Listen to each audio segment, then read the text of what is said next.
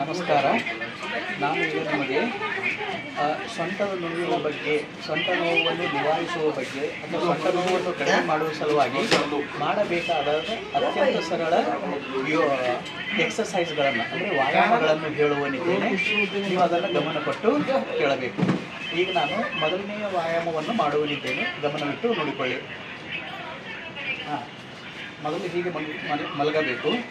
ಮಲಗಿದ ನಂತರ ಎರಡು ಕಾಲುಗಳನ್ನು ಹೀಗೆ ಮಡಚಬೇಕು. ಎರಡು ಕಾಲು ಅಂದರೆ ಮೊಳಕಾಲು ಮತ್ತು ಪಾದದ ಮಧ್ಯದಲ್ಲಿ 1 ಫೀಟಿನ ಅಂತರ ಇಡಬೇಕು. ಎಷ್ಟು? ಮೊಳಕಾಲು ಮತ್ತು ಎರಡು ಪಾದಗಳ ನಡುವೆ 1 ಫೀಟಿನ ಅಂತರ ಇರಬೇಕು. ಆಮೇಲೆ ಸೊಂಟವನ್ನು ಸ್ವಲ್ಪ ಮೇಲೆ ಎತ್ತಿ ಈ ಎರಡು ಕಾಲಗಳ ಮೇಲೆ ಪ್ರೆಷರ್, ಒತ್ತಡ ಬರುವ ಹಾಗೆ ಅದನ್ನು ಹಿಡಿಯಬೇಕು. ಎಷ್ಟು ಅಂದರೆ 15 ಸೆಕೆಂಡು. ಇವಾಗ ನೋಡಿ, 1 2 3 4 5 6 7 8 9 10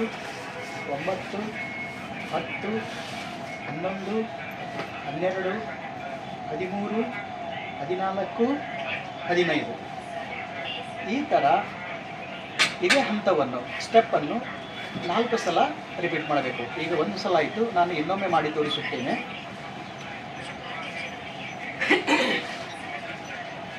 1 2 3 4 5 6 7 8 9 10 11 12 13 14 15 ಈಗ 2 ಸಲ ಆಯಿತು.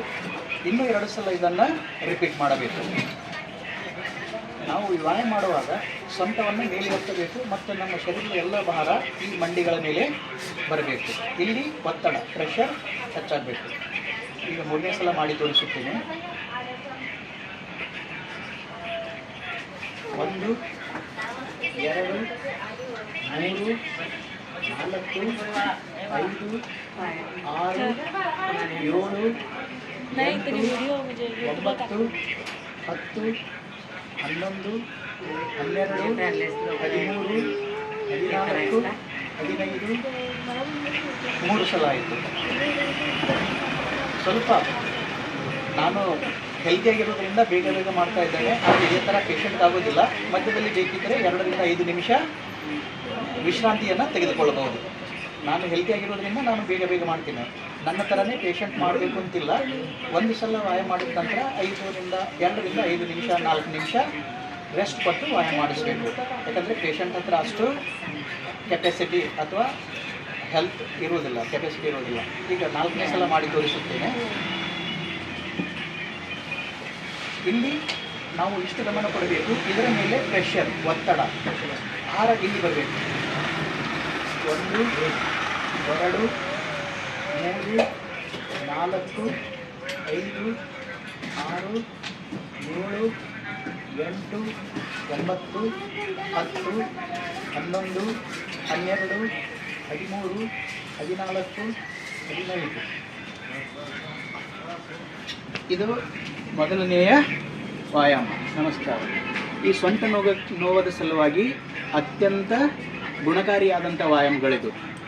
ಈಗ 2ನೇ ವ್ಯಾಯಾಮ, ನಂದಿನಿಯಿಂದ ಮಲಸಿದ ಮಾಡುತ್ತೆ ಇತ್ತು. ಈಗ 2ನೇ ವ್ಯಾಯಾಮ ಹೇಗೆಂದರೆ, ಹೀಗೆ ಮಲಗಿಕೊಂಡು ಈ ಬಲಗಾಲವನ್ನು ಎತ್ತಿ ಎಡಗಾಲದ ಮೇಲೆ ಇಡಬೇಕು. ಮತ್ತು ಒಬ್ಬರು ನಿಮಗೆ ಏನು ಮಾಡಬೇಕು, ಅವರ ಸ್ವಲ್ಪ 2 ಕೈಯಿಂದ दोन्ही हाताने घेत थोडं हे करा. तुला असं वाटलं पाहिजे की मी तुला ढकलतोय असं वाटलं पाहिजे. आता वाटतंय ना की माझ्याकडे ಈ ಥರ ಮಾಡಬೇಕು. ಅಂದರೆ ಹೀಗೆ ಇಟ್ಕೊಂಡು ಬಲಗಾಲವನ್ನು ಎಡಗಾಲದ ಮೇಲೆ ಇರಬೇಕು. ಮತ್ತು ಒಬ್ಬ ವ್ಯಕ್ತಿ ನನಗೆ ಒಳ್ಳೆಯದಿದೆ, ಆದರೆ ಪೇಷಂಟಿಗೆ ಸ್ವಲ್ಪ ನಿಧಾನವಾಗಿ ನೀವು ಒತ್ತಬೇಕು. ಯಾವ ಥರಪ್ಪ ಅಂತಂದರೆ, ಪೇಷಂಟ್ದು ಪ್ರೆಷರ್ ನಿಮ್ಮ ಮೇಲೆ ಇರಬೇಕು, ಪೇಷಂಟ್ನ ಒತ್ತಡ ನಿಮ್ಮ ಮೇಲೆ ಬರಬೇಕು. ಅಂದರೆ ಪೇಷಂಟ್ ನಿಮಗೆ ಕಾಲಿನಿಂದ ಒತ್ತಾ ಇದ್ದಾರೆ ಅಂದರೆ ಇದು ಎಷ್ಟಪ್ಪ ಅಂತಂದರೆ 10 ಸೆಕೆಂಡ್ ನಿಮಿಷವರೆಗೆ ಮಾತ್ರ. ನಾನು ನಿಮ್ಗೆ ಹೇಳ್ತೀನಿ. 1 2 3 4 5 6 7 8 9 10 ಅವರು ಇದು ಮತ್ತೆ ಇನ್ನೊಂದು ಬಲಗಾಲ ಮುಗಿಯಿತು. ಈಗ ಎಡಗಾಲ, ಬಲಗಾಲದ್ದು 3 ಸಲ ಆಗಬೇಕು, ಎಡಗಾಲದ್ದು 3 ಸಲ 10 ಸೆಕೆಂಡ್. ಈಗ ಬಲಗಾಲ ಆಯಿತು, ಈಗ ಎಡಗಾಲ. 1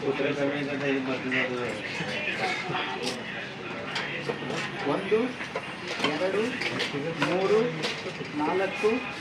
5 6 7 8 9 10.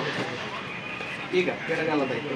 ಇದೇ ಥರ ಮತ್ತೆ ಬಲಗಾಲ 10 ಸೆಕೆಂಡು ಇಲ್ಲಿ ಒತ್ತಬೇಕು, ಮತ್ತೆ ಎಡಗಾಲ 10 ಸೆಕೆಂಡು ಇದಕ್ಕೆ ಒತ್ತಬೇಕು, ಮತ್ತೆ ಬಲಗಾಲ ಎಡಗಾಲನ್ನು ಒತ್ತಬೇಕು 10 ಸೆಕೆಂಡು, ಮತ್ತೆ ಎಡಗಾಲವನ್ನು ಇಟ್ಕೊಂಡು ಹೀಗೆ ಮಾಡಬೇಕು. 3 ಸಲ ಮಾಡಬೇಕು 10 ಸೆಕೆಂಡು.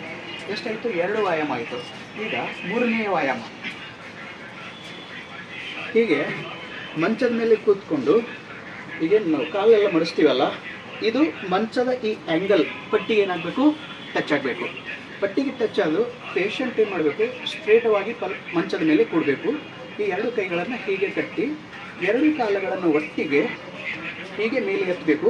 ಮತ್ತು ನಾವು ಈ ಕಾಲು ಮೇಲೆ ಎತ್ತಿದ ತಕ್ಷಣ ಹಿಂದೆ ಬಾಗಬಾರ್ದು, ಸ್ಟ್ರೇಟ್ ಇರಬೇಕು ಹೀಗೆ. ಮತ್ತು ಪಾದಗಳು, ನಾನು ಬೆರಳುಗಳು ನೋಡಿ ಹೀಗೆ ಇರಬೇಕು ಮತ್ತು ಮುಂದೆ ನೋಡಬೇಕು. ಇದು ಎಷ್ಟಪ್ಪ ಅಂತಂದರೆ 15 ಸೆಕೆಂಡು. 1 2 3 4 5 6 7 8 9 10 11 12 13 14 15 ಸೆಕೆಂಡ್ ಆದ ನಂತರ ಸ್ವಲ್ಪ 1 ನಿಮಿಷ ಅಥವಾ 2 ನಿಮಿಷ ರೆಸ್ಟ್ ಮಾಡಬೇಕು. ನಾನು ಇಮಿಡಿಯೇಟಾಗಿ ಅಂದರೆ ಬೇಗ ಮಾಡ್ಬೋದು. ಪೇಷಂಟ್ ಈ ಥರ ಮಾಡಲಿಕ್ಕಾಗೋದಿಲ್ಲ. 2 ರಿಂದ 4 ನಿಮಿಷ ರೆಸ್ಟ್ ಕೊಡಬೇಕು. ಪೇಷಂಟ್ ನಾನು ಮತ್ತೆ ಮಾಡ್ತೀನಿ ಅಂತಂದರೆ ನಾವು ಜಬರ್ದಸ್ತಿ ಮಾಡಿಸ್ಬಾರ್ದು. ಪೇಷಂಟ್ ನಾನು ಮಾಡ್ತೀನಿ ಅಂತಂದರೆ ಮತ್ತೆ ಇದೇ ವ್ಯಾಯಾಮನ ಎಷ್ಟು ಸಲ ಮಾಡಬೇಕು? 4 ಸಲ. ನಾನು 2 ಸಲ ಮಾಡಿ ತೋರಿಸ್ತೀನಿ. ಈಗ ನನಗೇ ಸ್ವಲ್ಪ ದಮ್ ಬರ್ತಾ ಇದೆ, ಇನ್ನು ಪೇಷಂಟ್ದು ಏನಾಗಲಿಕ್ಕಿಲ್ಲ. ಸ್ವಲ್ಪ ಯೋಚನೆ ಮಾಡಬೇಕು. ಇದಕ್ಕೆ ಸ್ವಲ್ಪ ಏನು ಬೇಕಂದರೆ ತಾಕತ್ತು ಬೇಕು ಸ್ವಲ್ಪ. ಇದೇ ವ್ಯಾಯಾಮವನ್ನು ನಾನು ಮತ್ತೆ ಮಾಡಿ ತೋರಿಸ್ತೀನಿ. ಏನಾಗಬೇಕು? ಮೊಳಕಾಲದ ಮಧ್ಯನ 2 ಇದನ್ನು ಮಂಚದ ಪಟ್ಟಿಗೆ ಏನಾಗಬೇಕು? ಟಚ್ ಆಗಬೇಕು. ಆ ಥರ ಕೊಡಬೇಕು. ಸ್ಟ್ರೇಟ್, ಬೆನ್ನು ಸ್ಟ್ರೇಟ್ ಇರಬೇಕು. ಆಮೇಲೆ 2 ಕೈಗಳನ್ನು ಕಟ್ಟಿ 2 ಕಾಲುಗಳನ್ನು ಮುಂದೆ ಚಾಚಿ, ಮತ್ತು ಹೀಗೆ ಮಾಡೋಂಗಿಲ್ಲ, ಹೀಗೆ ಮಾಡಬಾರ್ದು. ಪಾದಗಳೇನಾಗಬೇಕು? ಸ್ಟ್ರೇಟ್ ಇರಬೇಕು. ಮತ್ತು ನಾವು ಹಿಂದೆ ಬಾಗುವಾಗಿಲ್ಲ, ನಾವು ಸ್ಟ್ರೇಟ್ ಕುತ್ಕೋಬೇಕು. ಮತ್ತು 15 ಸೆಕೆಂಡ್ ಕೌಂಟ್ ಮಾಡಬೇಕು. 1 2 3 4 5 6 7 8 9 10 11 12 13 14 15 ಹೀಗೆ ಮಾಡುವಾಗ ಸೊಂಟದ ಮೇಲೆ ಒತ್ತಡ, ಪ್ರೆಷರ್ ಸೊಂಟದ ಮೇಲೆ ಬರಬೇಕು.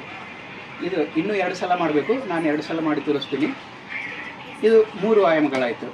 ಈಗ 4ನೇ ವ್ಯಾಯಾಮ.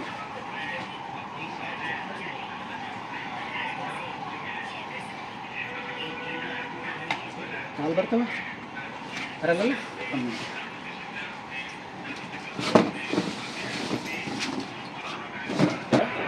ಸೊಂಟದ ಆರೋಗ್ಯಕ್ಕಾಗಿ ಈಗ ನಾನು 4ನೇ ವ್ಯಾಯಾಮವನ್ನು ಹೇಳುವಂತೇಳಿ ಇದನ್ನು ಗಮನಪಟ್ಟು ನೋಡಬೇಕು. ಹೀಗೆ ನೇರವಾಗಿ ನಿಂತ್ಕೊಂಡು ಪಾದದ ಬೆರಳುಗಳ ಮೇಲೆ ನಾವು 10 ಸೆಕೆಂಡ್ ಎದ್ದು ನಿಲ್ಲಬೇಕು.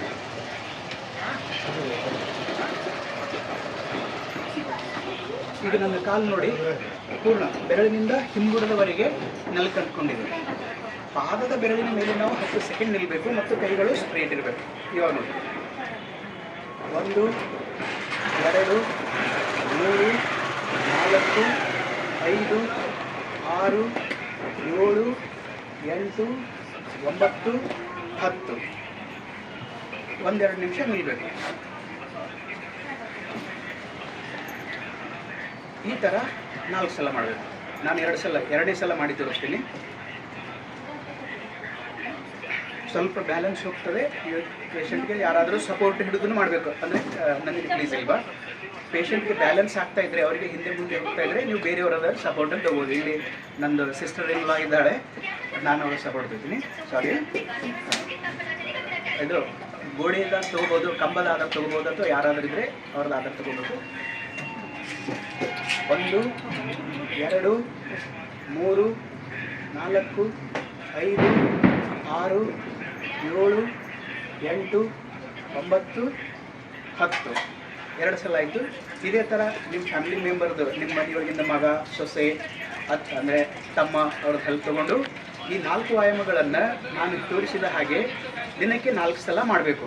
ಆವಾಗ ನಿಮಗೆ ಸೊಂಟದ ಪ್ರಾಬ್ಲಮ್ಮ ಏನಾಗ್ತದೆ, ಸೊಂಟದ ಸಮಸ್ಯೆ, ಸೊಂಟ ನೋವು ಗುಣಮುಖ ಆಗ್ತದೆ, ವಾಸಿ ಆಗ್ತದೆ. ಯಾವುದೇ ಮೆಡಿಷನ್ನು, ಯಾವುದೇ ಆಸ್ಪತ್ರೆಗಳಿಗೆ ಅದು ಕಡಿಮೆ ಆಗೋದಿಲ್ಲ. ಇದು ಮಾಡಿದರೆ 100% ಕಡಿಮೆ ಆಗುವ ಸಾಧ್ಯತೆ ಇದೆ.